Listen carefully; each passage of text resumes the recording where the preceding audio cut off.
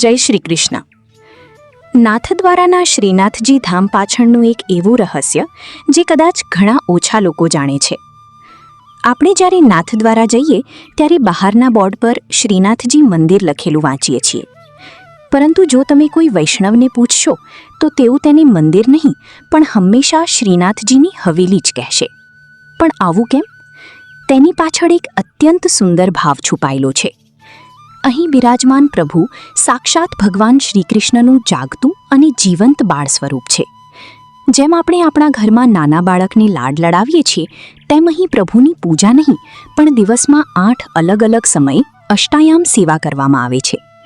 પ્રભુ અહીં એક બાળકની જેમ પોતાના ઘરમાં એટલે કે હવેલીમાં રહે છે. બસ આ જ અદ્ભુત પ્રેમ અને વાત્સલ્યને કારણે ભક્તો તેને મંદિરના બદલે પ્રભુની હવેલી કહે છે. ભક્તિથી ભરેલી આ માહિતી જો તમને સ્પર્શી ગઈ હોય તો વિડીયોને શેર કરજો અને કમેન્ટમાં જય શ્રી કૃષ્ણ લખવાનું ચૂકતા નહીં. જય શ્રી કૃષ્ણ.